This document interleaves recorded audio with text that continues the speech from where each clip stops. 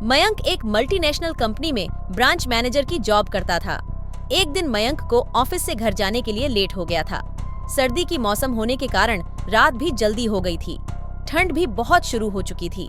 रास्ते में चलते चलते मयंक को अचानक एक आवाज सुनाई दी। रुक जाओ! मयंक वहीं पर ही रुक गया और पीछे मुड़ के देखा, लेकिन पीछे कोई भी नहीं था। फिर से वही आवाज सुनाई दी। सामने देखो! जैसे ही मयंक ने सामने देखा तो उसे जमीन पर कुछ चमकती हुई चीज दिखाई दी। मयंक दौड़ के उस चीज के पास गया और देखा तो ये कोई साधारण चीज नहीं थी, बल्कि एक चमकता हुआ हीरा था। उसने वह हीरा अपने हाथ में लिया। उसकी चमक देखकर मयंक की खुशी का पार न रहा। लेकिन मयंक को कहाँ पता था ये कोई साधारण है या नहीं, बल्कि एक मायावी हीरा है। अचानक उस हीरे में से आवाज आई, अगर तुम्हें और हीरे चाहिए तो इस जमीन को खोदो। इस जमीन के नीचे बहुत सारे हीरे हैं। मयंक खुश हो गया। उसने उस हीरे को अपनी जेब में डाला और जमीन खोदना शुरू किया। करीबन 2 फीट खोदकाम करने के बाद अचानक मयंक डर के मारे चिल्लाने लगा।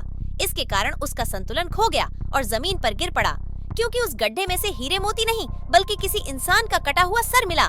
अचानक वह सर हवा में उड़ने लगा और बोला, डरो मत, मैं तुम्हें कोई हानि नहीं पहुंचाऊंगा। मैं तुम्हें बहुत सारे हीरे जवेरात भी दूंगा। बस मेरी बात ध्यान से सुनो। मैं जहाँ जाता हूँ वहाँ मेरे पीछे आओ। फिर वह सिर हवा में उड़ा और जंगल की ओर बढ़ने लगा। करीबन 1 किलोमीटर चलने के बाद वह सिर रुक गया। मयंक भी रुक गया। फिर उस सिर ने मयंक से कहा, इस जमीन के भीतर बहुत सारे हीरे मोती जवाहरात छुपे हुए हैं। इस जमीन पे खोद काम शुरू करो। मयंक खुश हो गया और उस जमीन को खोदना शुरू कर दिया। खोदते खोदते उस जमीन के नीचे हीरा मोती तो नहीं मिले, बल्कि उस सिर का कटा हुआ धड़ मिला। उस सिर ने कहा, अब तुम्हें एक आखिरी काम करना है, उसके बाद मैं तुम्हें माला माल कर दूंगा। तुम्हें कहीं से भी 1 लोटा खून लाना होगा। मयंक ने बोला, 1 लोटा खून? पर मैं 1 लोटा खून कहाँ से लाऊंगा? उस सिर ने कहा, चलो मेरे साथ। वो डरावना चेहरा मयंक को साथ लेकर थोड़ी दूरी पे गया। वहां उसे एक इंसान को जाते हुए देखा।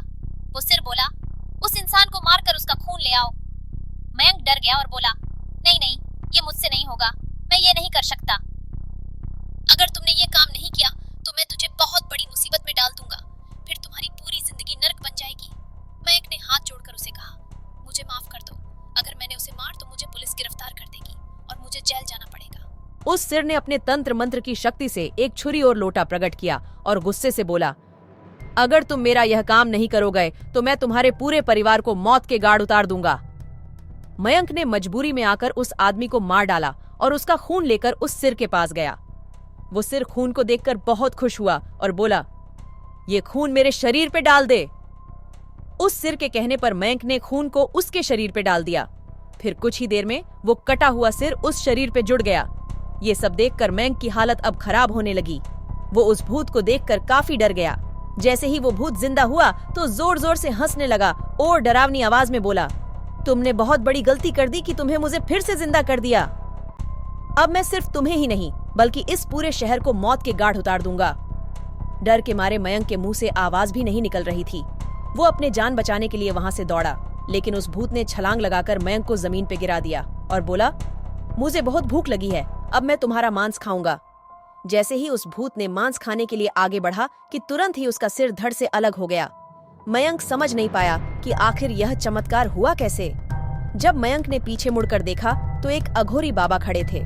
उस अघोरी बाबा ने कहा, जब तुम उस आदमी को मारकर उसका खून ले जा रहे थे तभी मैंने देख लिया था और समझ गया कि कुछ तो बुरा होने वाला है। इसीलिए मैं तुम्हारे पीछे पीछे यहाँ तक चला आया और मैंने अपनी मंत्र की शक्ति से उस भूत को फिर से मार दिया। अब तुम निश्चित होकर अपने घर जाओ। अब तुम पर कोई खतरा नहीं है। आज भी मयंक उस बात को याद करता है तो उसकी रूह तक कांपने लगती है। दोस्तों, आपको ये कहानी कैसी लगी प्लीज हमें कमेंट करके जरूर बताएं।